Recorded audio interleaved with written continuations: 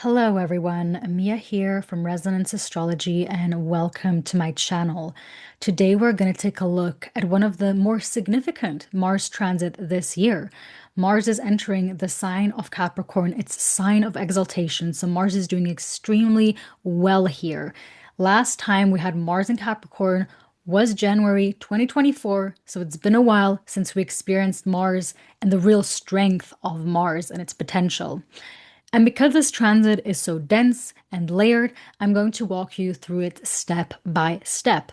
I've prepared a full slide presentation for this video, so you can follow the archetypes, the dates, the house by house horoscopes visually as I speak. We're going to move through this in a really grounded and structured way. So, very Capricornian of us. So, I'm going to tell you what the flow of the day is, the structure of the day. We'll start off with Mars and Capricorn, the archetype, why Mars has its exaltation here, what that means, and what it also meant in Hellenistic astrology, like ancient astrology, traditional astrology, and how this transit actually feels in real life now. Then we'll explore the sea goat because Capricorn isn't just a mountain goat. In Historically, it belonged to the class of the mythic creatures, just like Sagittarius and Aquarius. So, we'll talk about why ancient cultures saw Capricorn as the true spiritual new year, quite frankly, and why Saturn has a mystical layer that we often forget. And after that, I'll walk you through the full transit timeline, some of it including a very rare cluster of conjunctions. We have Venus Mars conjoining together, we have Sun Mars coming together, forming a conjunction, but also in this case known as a cazimi, so it's a rebirth moment for Mars. We also have Mercury Mars conjunction, which is the last of three conjunctions that we had because Mercury had its retrograde motion. We also have the Capricorn New Moon. All of this is happening within this cycle. And of course, we also have Mars opposing Jupiter, which is going to be very interesting because both of these signs or planets are in its exaltation right now. Jupiter is exalted in the sign of Cancer. Mars is going to be exalted in the sign of Capricorn. So this opposition is going to be an interesting one. And then finally, what probably most of you came here for, we're going to talk about horoscopes and what it means for all of the 12 signs. These are clean, these are practical and grounded, and really, I want you to be able to get a grounded overview of what this means. So, we are not just going to talk about what this means for the specific house it's going through, but we're also going to bring in the conjunctions and the oppositions. So, you're by the end of this video, you're going to have an understanding of what all of what I just said: Venus, Mars, Sun, and Mercury and the new moon in Capricorn all being in that cluster of Capricorn in your chart, also opposing Jupiter.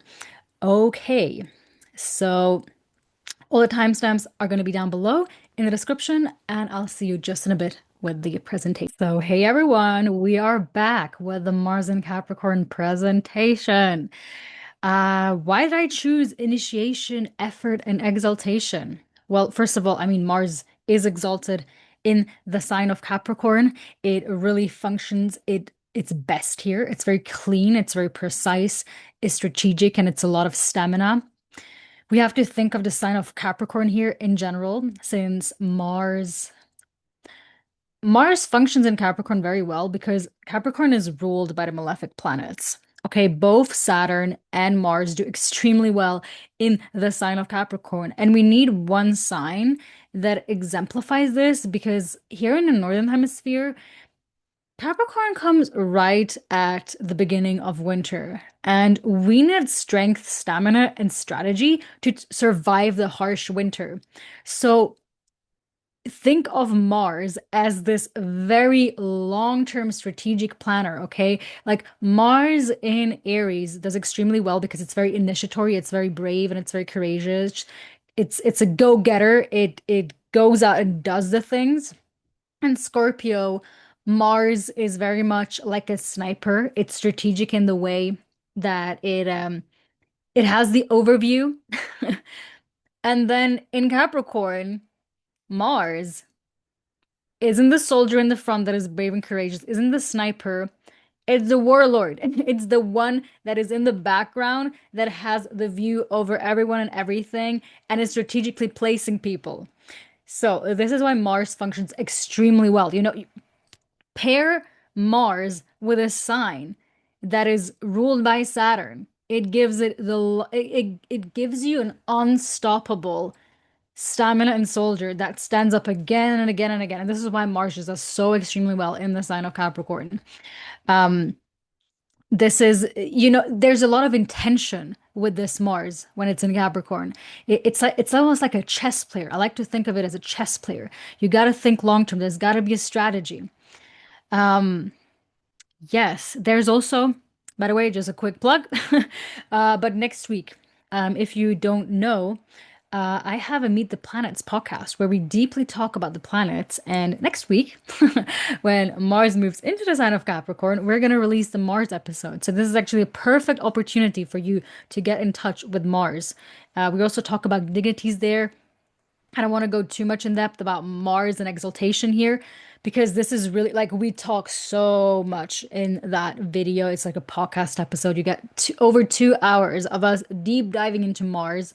So you're going to understand even better there why Mars is exalted in the sign of Capricorn. So yes, in this transit, it builds Mars and Capricorn wants to build something that lasts. It doesn't want any quick wins. And I often think of the quote of Bruce Lee when he says, "I'm not afraid of the man that practiced 100 kicks, but the man that practiced one kick 100 times." That is Mars and Capricorn. So actions, taken now tend to have long-term consequences and rewards. And when Mars is in Capricorn, we see clarity, we see precision, we see initiation and long-term effort. And because it's receiving three conjunctions and opposing Jupiter, this cycle becomes kind of a spiritual and strategic reset in how we pursue what truly matters. So let's go to the next slides. We are going to talk in the next slide about Mars and Capricorn, kind of on an archetypal level. And I put some keywords up here just so you have a good overview. So, sacred discipline, right there, that's action aligned with responsibility and meaning. Mars really is a planet that if it doesn't have something to work towards, it can easily work against us. And then instead of doing something constructive, it becomes destructive. That is really the cautionary tale here with Mars. And everybody that has a strong Mars in their natal charts, sometimes also weak Mars, but everybody that has a strong Mars in their natal charts, so Mars in Capricorn, Mars in Scorpio, Mars in Aries, or folks that are Capricorn risings, Scorpio risings, Aries risings, so their ruler is Mars. Well, with Capricorn, Mars is not your ruler, but you get what I mean, right? There is a significant energy here that pulls these signs in this way of functioning with Mars. And so you need to understand that Mars carries these weight of almost kind of like purpose and it's driven by desires and it wants to go and get things done. And so if Mars is kind of just like shooting in the dark and it doesn't really have anything to do, then it can get very easily self-destructive. And Mars in Capricorn especially hates if it doesn't have things to do. It hates if there aren't any practical things to do. Mars feels very lost. And this is when Mars in Capricorn can land into the realm of self-destruction because then we're then we're putting this energy into other things and we are instead of creating, we are consuming. We're just consuming in, or we're using that potent, Mars, which is also sexual energy. We're misusing it in a way. We're not directing it into creation, into building things, but we're wasting it. We're wasting it. There's a very interesting tale, and also like on an archetypal level, Pan, the story of Pan, which we also talk about in the podcast episode. So I'm not going to get into depth here.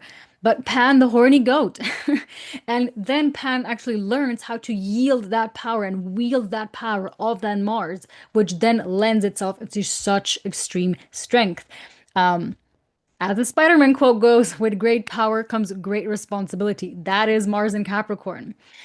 There is a devotion to long-term purpose, right? Like Mars, Capricorn is a long-term thinker. It doesn't think about a short term, it thinks about a long term. um, the goal that asks for patience, of you showing up day to day, right? It's winter. You're not gonna see any fruits of your labor until spring. So this is the long-term thinking that Mars in Capricorn and just Capricorn in general as a sign does. Mastery through steady effort. Again, we can put the Bruce Lee quote here once again. There are no shortcuts, okay? There are no shortcuts. We need steady effort. And let's not forget that Mars has its join the sixth house. And for me, the sixth house, oftentimes I like to refer to it as the Sisyphus house because it's something that we don't necessarily like to do, but we have to do. We have to keep pushing that boulder for some freaking reason every day, day to day. And we need steady effort, okay? Without knowing why it's going to pay off, if it's going to pay off even in the first place. This is kind of the predicament of Mars and why also Mars rules over the square aspect because we don't fully know why we're doing something. We kind of have to trust in it that it's going to yield the long-term effort. Um, Not all investments pay off, but if you never invest in anything, nothing will ever pay off. So you better start investing and kind of trusting that, yeah, long-term consequences with day-to-day effort is going to yield into something. It's going to build something. Ambition with integrity. Capricorn is so much about integrity. It matters more than speed. It matters more than speed to it wants to stay true to itself because it knows that the long the long haul is going to be better in the long run, of course, right?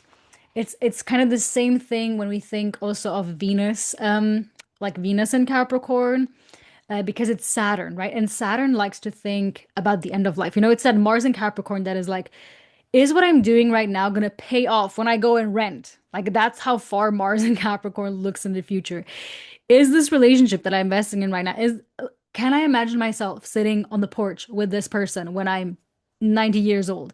Like that's how far Mars and Capricorn thinks. And also in its career and everything Mars does, and it wants integrity.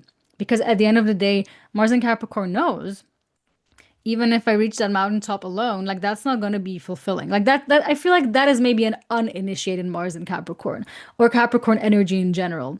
But the true essence of Capricorn is really actually quite a loving one and wanting to have the right people around you when you are in that stage of life. So it's building up things. Okay, let's not forget that that Capricorn and Cancer are the same coin from different sides, right? They're axes, they're opposite each other. They both deeply care about stability, structure, and family, just in different ways. So clarity under pressure, right? Mars sees sharply in the sign of Capricorn. Mars in Capricorn works extremely well when it's in crises.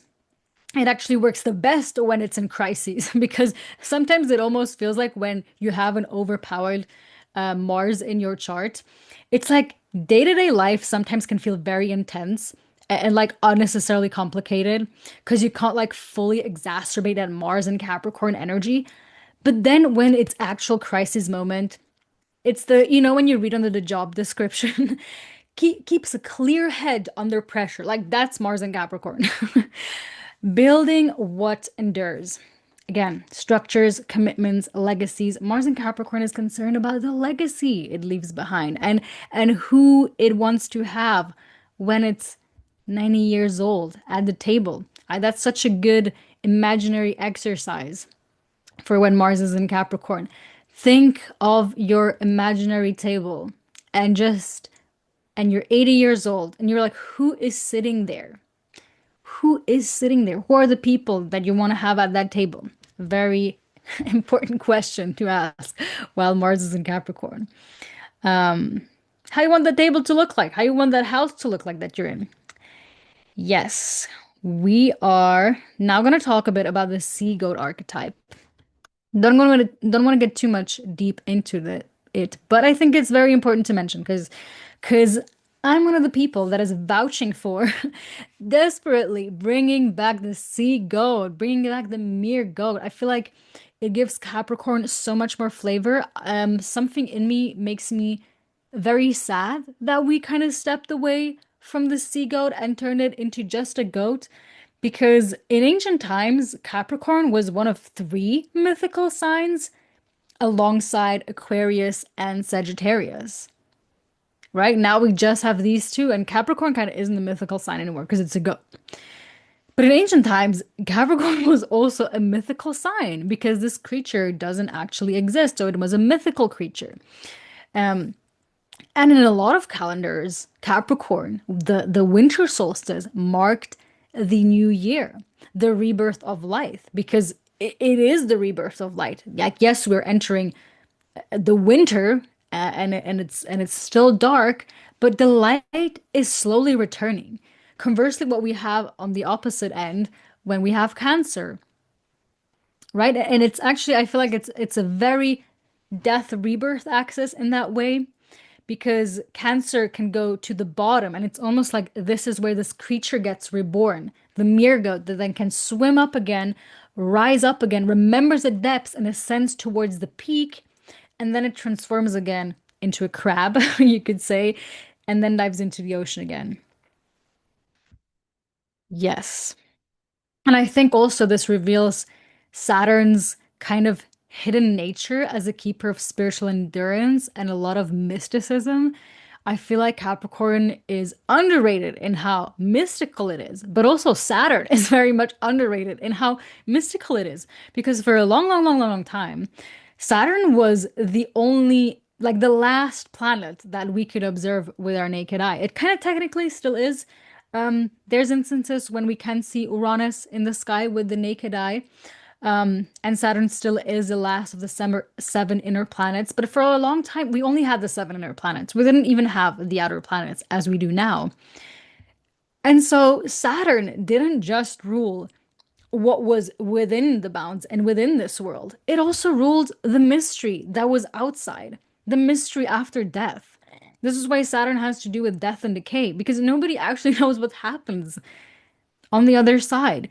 So Saturn is extremely mystical in that way and very spiritual because a lot of what spirituality kind of lets us practice is is a lot of these practices that are very much present in the sign of Capricorn, but also Mars exalted in the sign of Capricorn, right? A lot of spirituality praises asceticism, praises pondering, which is a big, big Saturnian word, pondering the end of life, because talking about the end of life makes us realize how important it is to be in the present moment.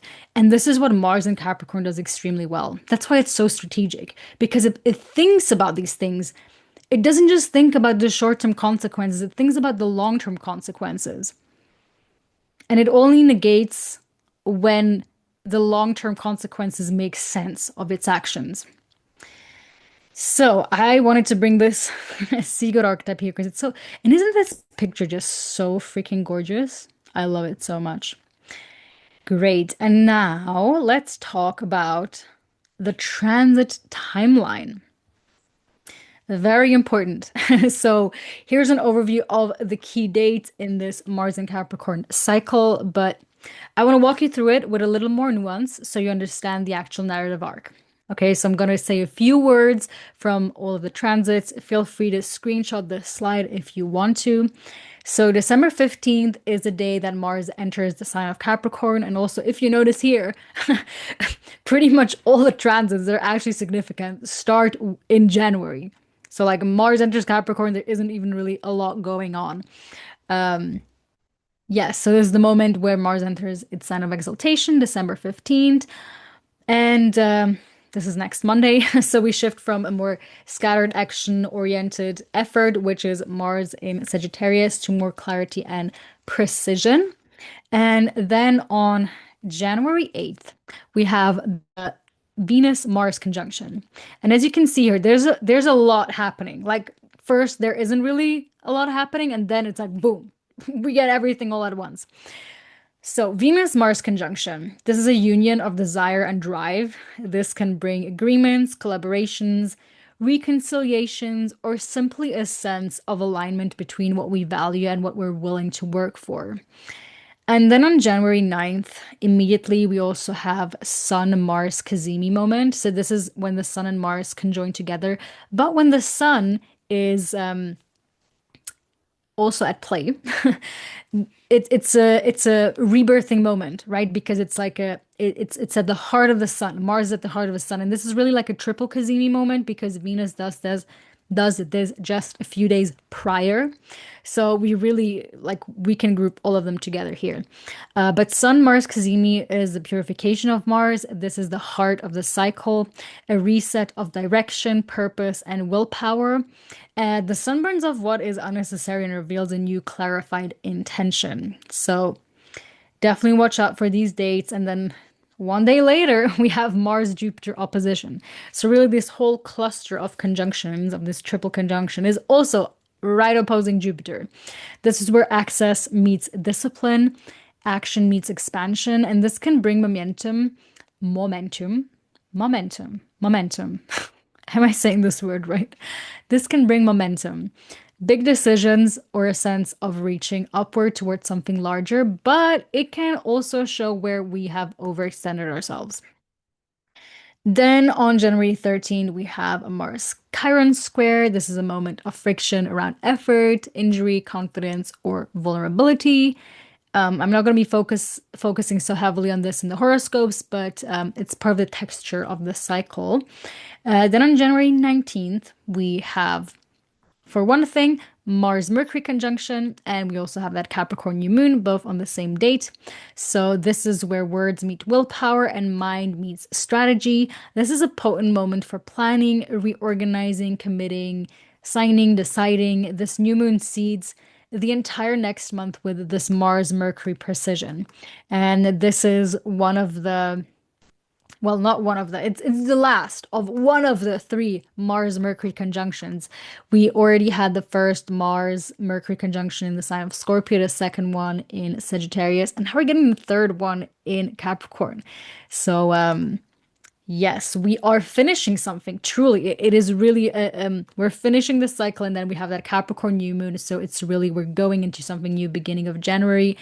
But this is like still simmering from things from around like end of November till yeah, mid-December exactly. Then on January 20th, we have Mars trine Uranus and sextile Saturn. These are a few supporting aspects, subtle but helpful. They stabilize change and help the new Mars story take form, though they're not central to the horoscope. Then we have on January 23rd, we have Mars sextile Neptune, which is a softer influence, more intuitive, more atmospheric, but again, also not completely central. But it adds a touch of surrender into an otherwise extremely disciplined cycle.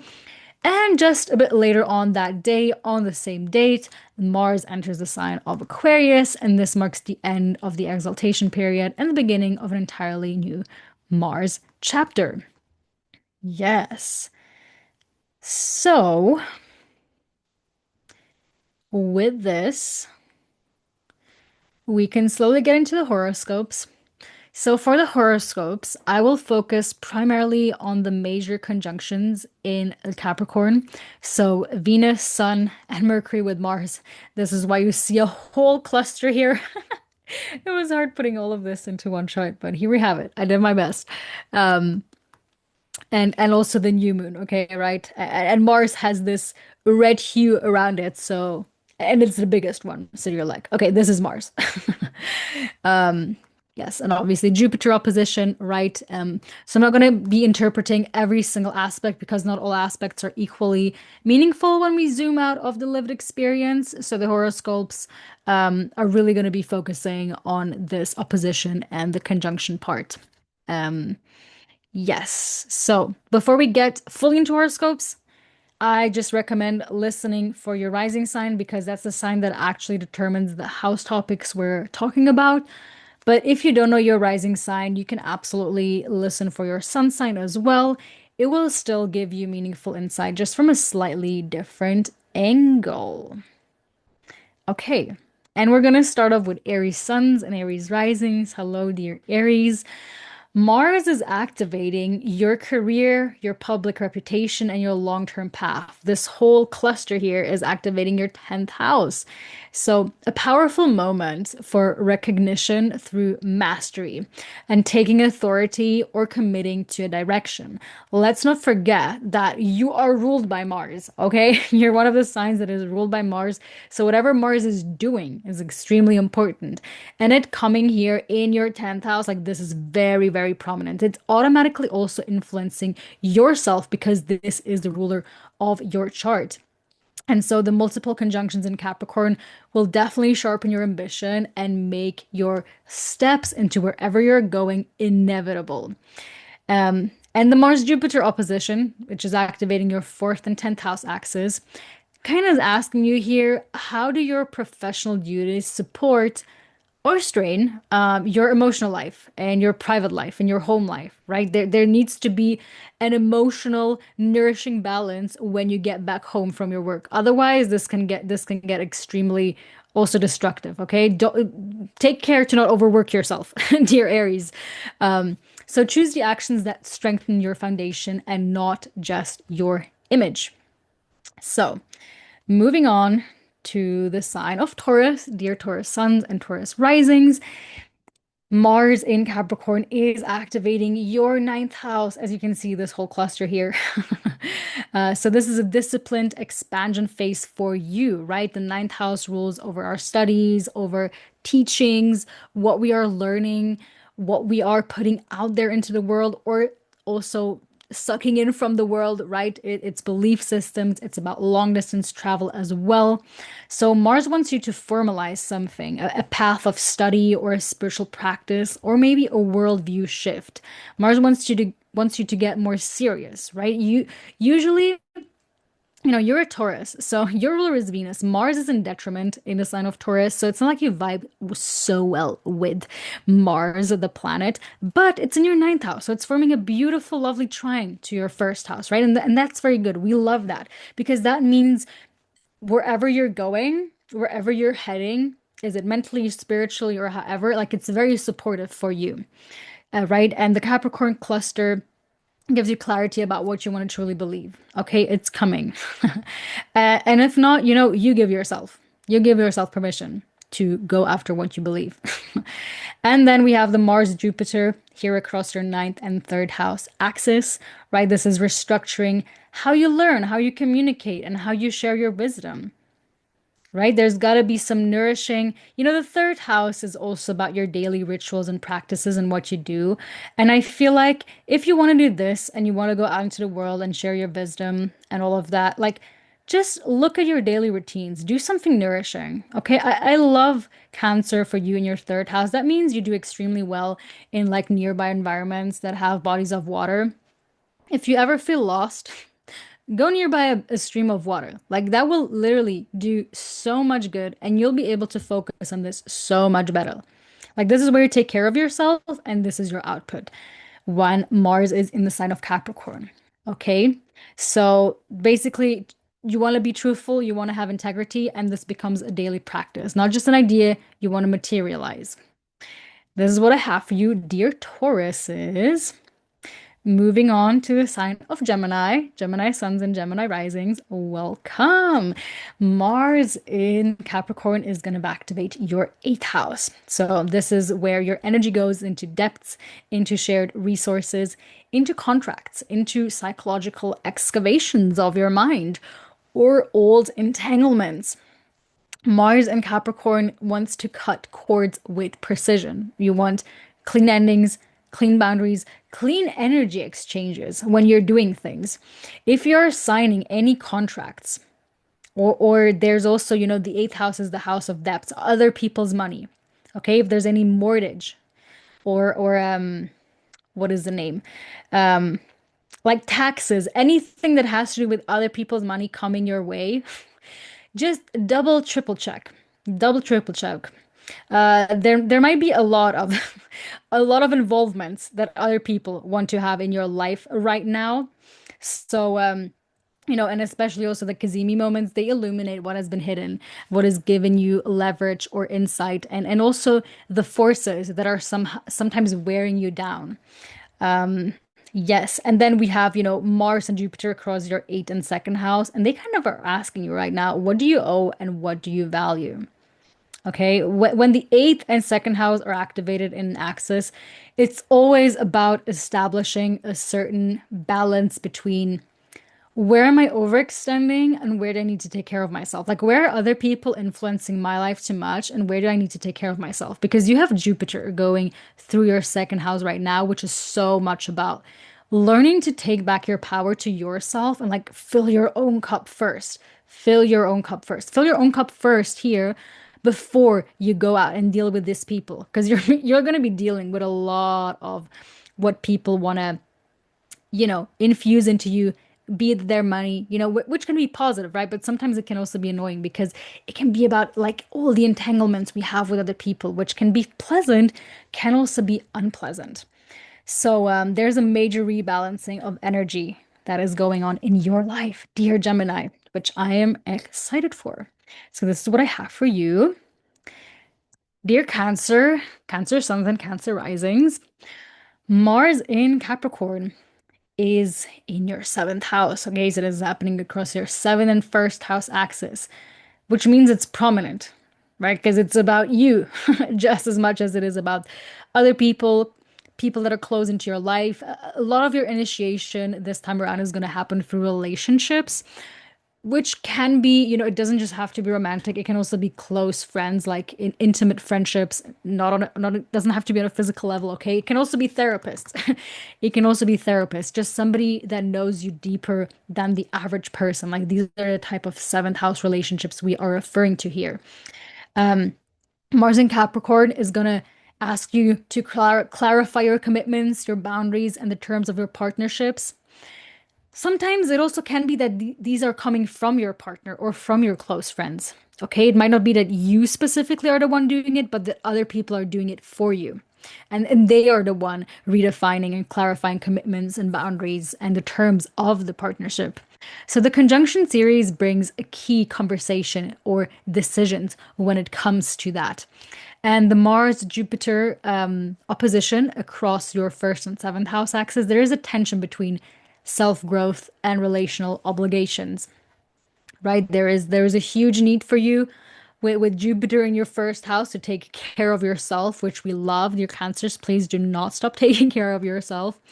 Yes, but it requires also maturity and a decision. Like like a dynamic needs to shift into its truer form, and it kind of does by you focusing on yourself and then learning that, hey, I can also overextend and I can give, but not in a way where I'm pouring from empty cups. Okay, I feel like that has been a major lessons for a lot of Cancer suns and rising this year because you're such an overgiving sign. It's like, okay, I can be overgiving and I can be lucky and abundant, which is very Jupiter in your first house, but I need to take care of myself first. Because it's so much more pleasant to actually give when my cups are full on my own. Yeah, so this is what I have for you, dear Cancers. Let's move on to Leo. Dear Leo suns and dear Leo's risings, Mars is in your sixth house. This is a time of disciplined effort in your work, in your health, in your routines, and how you want to be of service, showing up in your day-to-day life for yourself. Doesn't even have to be with other people, even though certainly the sixth house also has to do with our jobs and what we show up for daily. This is a very productive period in your life that you're gonna have for the time that Mars is in the sign of Capricorn. So definitely use it intentionally. Like, let's not forget that Mars has its joy in the sixth house.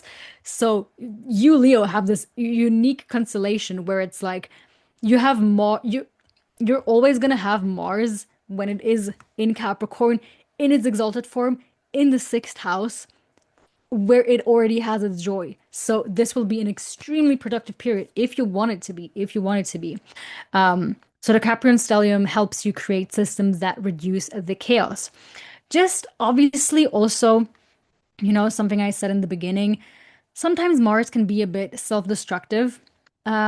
Make sure you are not all of a sudden throwing your life upside down and focusing so much on your health and your routines that it almost backfires on you. That's sometimes what can happen, especially now around the new year. We're setting intentions. We're like, I'm gonna go to the gym, and then we like overexert ourselves, and then something that started off as doing something good for our bodies ends up with an injury.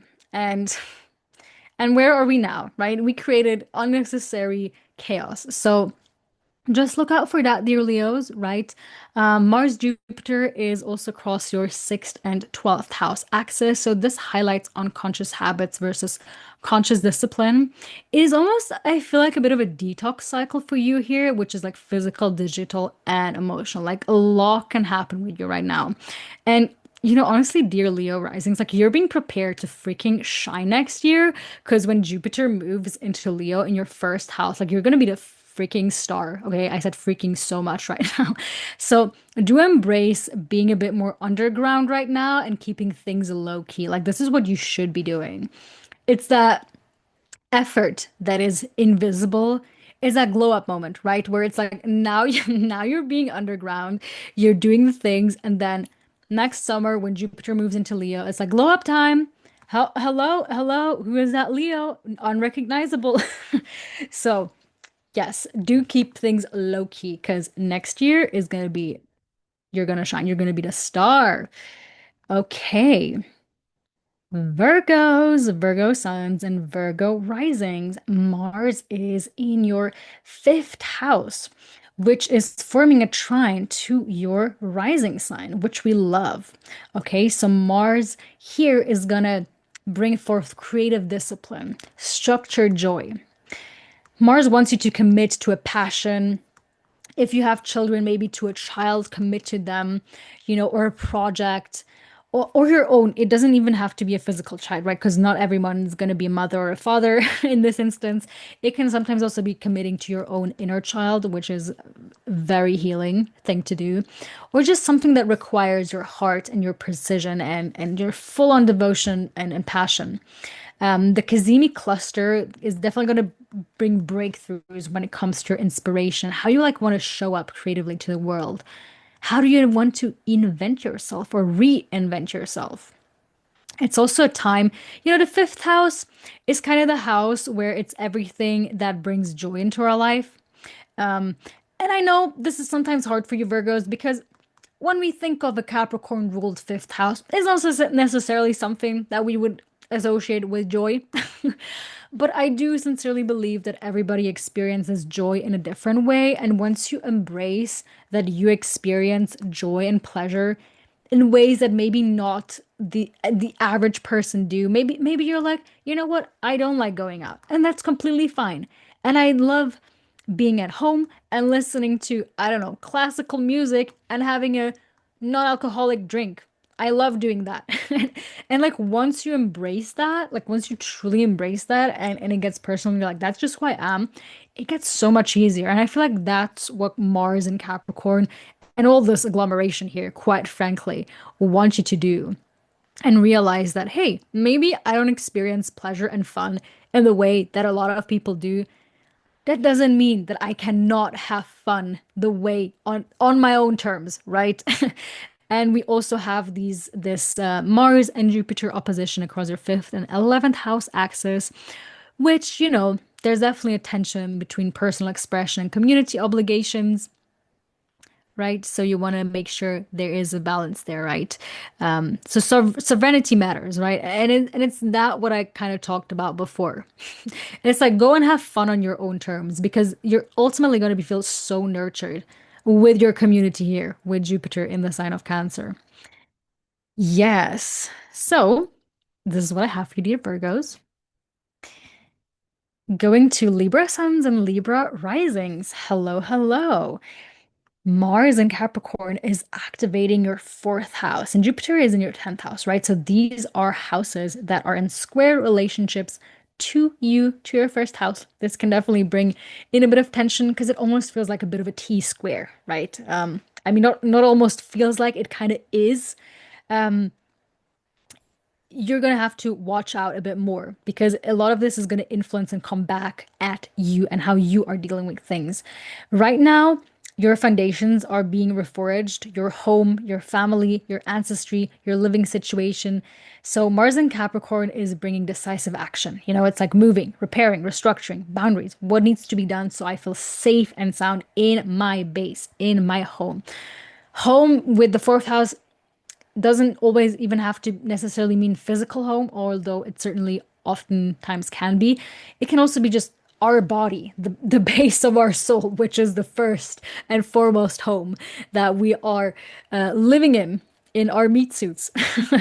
So that absolutely is in effect here as well. And the conjunctions here are going to help you understand what stability truly means. And what does it mean to have stability and a home in yourself? In yourself, because sometimes you, dear Libras, like you outsource from other people, like you're almost like mirrors, and then you forget that I'm also my own person. So it's almost like the question this time around for you is like, who am I when nobody's watching? When it's just me and the mirror and nobody else? Like long term, who do I want to be? Who would I be if I weren't dressing to impress anyone? Who would I be if I weren't following that dream, perhaps? That is not even my dream to follow. And once you have that security and stability inside of you, it's going to be so much easier to step out into the world and not like lose yourself in other people. And this Mars Jupiter opposition is happening across your fourth and eighth house axis. So there's always this conflict about like private life versus public life. There is always going to be tension between that. So choose a foundation that supports your longevity. Okay, like Jupiter in your 10th house here, it's kind of exactly what I've been talking about before, where it's like there is an emphasis on your public life and how you're coming across. And you're dear Libras, you're socially smart. You're socially so smart that sometimes you forget that doing the correct social thing is maybe not the truthful thing for you. And this is the reminder. There's so much emphasis on like being alone at home right now. So give yourself that space and get to know yourself on a deeper layer and foundation. Great. So Scorpio suns and Scorpio risings. Hello, hello. Mars is activating your third house, and dear Scorpios, that is also your ruler. You're kind of in luck this time around because Mars was in Scorpio not too long ago, and now immediately you're also getting Mars in the sign of Capricorn. Like, isn't that wonderful? So, there's been a big power boost, like ever since Mars moved into Scorpio first and now is moving into Capricorn. There's been a lot of focus and like almost feeling like one big rebirth since then. Because before that, it was a long time of Mars being in science. It wasn't doing so well in, and we had that Mars retrograde period. Again, the last time Mars was in Capricorn was in January 2024. So it's been a while. When Mars is in your third house, your mental focus is sharpening what you want to do on your day to day, how you're taking care of yourself. What are the rituals that you want to do? Okay, the third house has a lot to do with our day to day rituals and what we are putting our time and energy into to make our day to day life nice and sexy. It's about, and like when I talk rituals, I'm like, the prayers, the putting the candles before you go to sleep, magic, magic workings are very third house. So Mars is trying to give you a way to strategize about these things. Also strategize about how you're communicating, how you're thinking, how you're planning things, and just kind of clearing up. Because, dear Scorpios rising, you're a very deep sign, and Mars is really the reminder in Capricorn, where it's like maybe you don't have to think about everything so deeply. Like, is it necessary if it's just leaving you into like overthinking for unnecessarily long amount of time? Um, because Mars and Capricorn is like, okay, we thought long enough about it. Now, what can we do about it? Yes. And so it's like it's a great time to put effort into your writing, into scheduling. Maybe there's something that is coming up with your siblings. Short trips are activated. It's a great time to take short trips in your region. The Kazimis bring a moment of absolute clarity in how you speak, how you find purpose in all of that, and how you show up for it on a day-to-day basis. Like, how are you showing up on a daily basis for you, um, and for your nearby environment? And then we have, excuse me, we have that opposition going on here between the third and the ninth house in your case. So it's like what you practice daily must align with your beliefs. This is extremely important, okay? It must align with your beliefs and your worldviews. Otherwise, it doesn't really make sense, right? Otherwise, Mars and Capricorn is like, I don't know why I'm doing this. Like, there's no long-term purpose behind this, which is Jupiter here. So this is going to be significant and important for you, dear Scorpios. Great. Sagittarius, suns and Sagittarius risings. Had to take a sip of water. Hello, hello. So Mars is activating your second house. You just had Mars in Sagittarius for a prolonged period of time. And now it's entering your second house, which is pretty great because this means you are entering a cycle where you're getting very disciplined about your money and your cycles, your money and your values, not your cycles, about what you want to accumulate, right? The second house is all about accumulation. So Mars pushes you to make firm decisions around finances, around skills, and material resources and possessions that you want to own and that you want to have. Capricorn energy wants sustainability, not impulse, right? This is about building something long term. It's not about like impulsively buying the thing. It's really thinking about what are the implications of this. And you, dear Sagittariuses, sometimes can be a bit infamous for, doing things on an impulsive whim, moving countries on an impulsive whim. And, and so when Mars is here and the whole cluster of conjunctions that is happening here in your second house definitely brings, I feel like in your case, could almost be a bit of discomfort in what if I stay put? What if I actually invest more time and energy in this? What if I actually stay in this country and not move around when it gets uncomfortable? What if instead of always changing, shape-shifting, I actually try and like surpass that boundary that seems like uncomfortable and is full of friction? Like, what if I go beyond that? What if the answers isn't out there and philosophy? What if it's right here in what I'm creating, right here and accumulating? And definitely, second house is also about our values and a lot about our self-worth. So there might be a new sense of of just you finding back to yourself and finding self-worth in yourself, which is interesting, right? Because this is activating the opposition of Jupiter, and this cluster of conjunctions here is activating your second and eighth house axis, and you're ruled by Jupiter. So your ruler is currently in your eighth house. And so this is so much about reclaiming power around giving, receiving, earning, and exchanging your energy. Okay, there is a lot of overextension that you guys want to do, but it's extremely important to realize that take care of yourself. Focus on what is here, what is right now. Not all the wisdom is in other people. They certainly can bring in wisdom, but right now the focus is on you building your skills, your values, your long-term assets in whatever way that is, okay? It doesn't always have to be money. Your assets can be so many things. Can be your spirituality, can be your connections to other people, right? Like we underestimate that vitamin B, like knowing the right people, are assets as well. And I really don't mean that in a way to like um um run people down into being assets. Like I really don't mean it in that way at all. At all.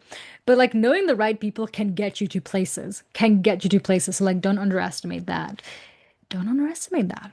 Great. Moving on to Capricorn suns and Capricorn's risings. Well, you're the star here, dear Capricorns. This initiation is personal for you, okay? You're probably getting a moment of reviving, of revivification. Is that a word? I feel like it's not a word. But you're definitely gonna feel like you're kind of coming back from the dead because This is strong. It's Mars in its exaltation entering your first house. This is a big, big, big homecoming, a big homecoming that you probably need right now. And Mars in your sign brings courage, brings clarity, brings physical vitality, and brings agency. This cycle shapes the next year of your life, and the conjunctions, this cluster here of the planets, they are kind of helping you see your direction and where you really want to direct your energy. Like, where do you want to position yourself as somebody that is sitting, at the top and being able to observe all the chess pieces. What is the next chess piece that you want to move in your life? And then we have that Jupiter opposition to all these planets in your first house. So it's activating your first and seventh house axis. So it's kind of personal, right? And then the seventh house, Jupiter in your seventh house, it's a lot of it is about defining your relationship that you have with yourself. And when you define that, you can define the relationship you have with other people. So this is a rebirth of identity and a sharpening of who you are and what you're committed to, and also who you are committed to. And sometimes if you get too lost, if it gets too much, if it gets too burdensome, dear Capricorns, you are masters of carrying the world on your shoulders. Remember that Jupiter is in your seventh house and that there are a lot of people that will help you lift the weight off your shoulders if you let them. It had to be said. Okay, this is what I have for you, dear Capricorns. Aquarius suns and risings. Hello, hello. So, Mars in Capricorn is going to be activating your 12th house. And this is a hidden but very powerful cycle for you because Mars in the 12th cuts through unconscious patterns and dissolves old motivations and prepares you for renewal when Mars enters Aquarius. And there's going to be, when Mars enters Aquarius, okay, there's going to be a very powerful Mars-Pluto conjunction incoming for you. So maybe right now things are a bit more low-key and a lot of your energy is going into maybe just being in therapy or doing spiritual practices, being a bit more reclusive and just taking care of yourself and putting energy where people don't really see it. And it's not even important that people see it. It reveals this Capricorn cluster here reveals that what you are done carrying. Okay. Because you are the other Saturn ruled sign. Okay. You have this interesting constellation and Capricorn has the opposite, right? Where it's like, Saturn rules your first and your 12th house. So the 12th house becomes extremely personal in your case. Um, so it's a lot about is and you're also Saturn ruled, so you're also prone to carrying the weight of the world on your shoulders. And especially you, dear Aquarians, you're carrying the weight. You're the water bearer, okay? Think about it. Think about the water bearer for a second. It is the only sign that has a function. None of the other signs really have a function in their name. It's like Capricorn is the goat, Aries is the ram, Scorpio is the scorpion, Virgo is the virgin, Aquarius is the water bearer. Aquarius is the water bear. It does something. It's the only sign that is doing something.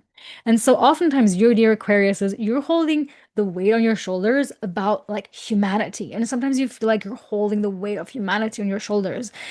And I feel like right now with this going on in your 12th house, you're like, I'm done. I'm kind of like done doing that right now. And you're going to be even more done when we have that Mars Pluto conjunction in your first house. That is going to happen like late January. I don't know the exact date right now, but that's going to be a powerful one. Powerfully transformative for sure. Um, yes. So we also have all of this cluster here is going to oppose your not your, but Jupiter in your sixth house. So your sixth and 12th house axis is getting activated. So there's a lot of healing that is happening when it comes to your health, when it comes through setting boundaries and just resting. Okay. Trust in the clearing process here. And find that a lot of nurturance can be found in doing the daily tasks and the daily routines. Okay, it's a very low-key type of transit that you're doing right now.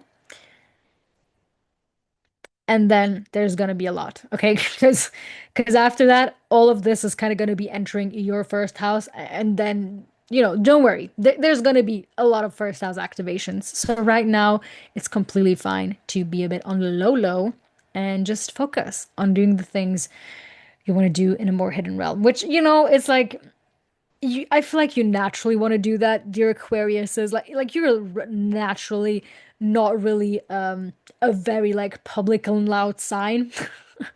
Depends on a few positions in the chart, right? So, anyways, just wanted to give you confirmation. Great. And Pisces, dear Pisces suns and risings, hello, hello. Mars is going to be activating your 11th house, and this whole cluster of conjunctions is activating your 11th house for a matter of fact. So there's a big emphasis on community, on collaborations, on friendships, on groups, on long-term goals that are coming into focus that you want to build. And Mars in Capricorn here asks you to clarify who you want to walk it with and why. Okay, like who are the people that you want to have on your team when you are going for these long-term goals and dreams? Which are really a lot of it is also forming here with Jupiter, your ruler, being active in your fifth house. So, and the Kazemi moment here, right, brings a big turning point in groups and roles of future plans. Like you need to be very concise here about like who you are having into your life. And I mean, dear Pisces, real talk here, okay? Right now, this is still going to be happening when Neptune and Saturn are both here in your first house. Still, there's a lot of things you're saying goodbye right now. One of them might be distancing yourself from dreams and ambitions and the people and the groups that you were associating yourself with. This really might be a time that you're saying goodbye to those things because after that, once Saturn and Neptune finally, after such a long time, fully move into your second house and they're not going back into your first house, it's time to completely reinvent yourself and see yourself clearly in a completely new way. So everything that needs to fall off, let it fall off. Be a bit more cutthroat than usual. Um, and then we have that opposition here between your 11th and your fifth house. This is balancing your personal joy with community obligations. So commit to the dreams that still feel alive. I think that is very, very potent medicine for you right now. Commit to something that is still pulling you in the right direction because that Mars wants you to invest and put your energy into something that is worth dying for, if I may say it like that. The desires that are worth dying for. Okay. And it's like you're good at over romanticizing, but right now, Mars here and Capricorn here ruling your 11th house is just like, okay, but let's be real. Like, what do we actually need to do to go after that? Which is then going to happen later on this year when when we have Saturn and Neptune moving into Aries. So yeah, this is what I have for all the 12 signs. We're coming into the last slide. Thank you everyone for being here. If this Mars cycle and the horoscope resonate with you, feel free to like this video, to subscribe to my channel. I'm very close to hitting 1,000 subscribers, which is insane to me, and you would really make my day and my year if we get to 1,000 subscribers by the end of this year. And if you find it useful, feel free to share this video with somebody else. You can find more of my offerings under resonanceastrology.com. Feel free to follow me on Instagram under resonance.astrology and YouTube and Spotify as well. Actually, I don't have it here linked here under Resonance Astrology.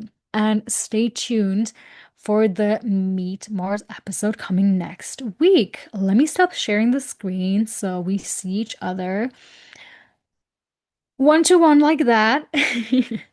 So this video is coming into an end. I sincerely and truly appreciate you. I've been here for the whole rest of the video. Everybody that comes to this channel, like I'm just so grateful. This Mars transit is so deeply personal to me because it's my Mars return. So I hope I could do these horoscopes justice. And again, it just means the world to me if you leave a comment or like this video. Yes, and again, as already mentioned before, I'm releasing the Meet Mars episode next week.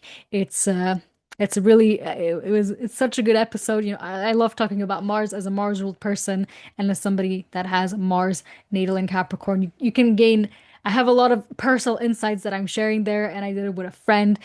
She has Mars in Cancer, so we have opposite Marses, right? Mars in Cancer is in its fall, so you really get very, very interesting insights from both of us, and learning from an exalted Mars and learning from Mars in its fall.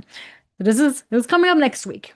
And I feel like just in general, if you are a Scorpio rising or an Aries rising, or you have a strong Mars or a weak Mars, or just you have a complicated relationship with Mars in your chart, or you want to understand this planet deeper, like this series is for you, okay? Because in this series, in Meet the Planet series, we are really talking about how you can form and establish relationships with the planets. Because for me, in my personal life, once I started building a relationship with Mars, things improved so much because for a long time, I landed in the self-destructive course of Mars and Capricorn, to be quite honest. And learning to wield the Mars, learning to wield the weapon of Mars in Capricorn, learning to wield that sword helped so immensely. And the first step of that was really sitting down and building a relationship with the planet Mars. So, highly encourage you to watch that next week once it comes out, which, you can if more easily do so if you subscribe to this channel. So, anyhow, this is what I have for you guys. I'm sending you so much love, and we're just gonna see each other soon. Bye.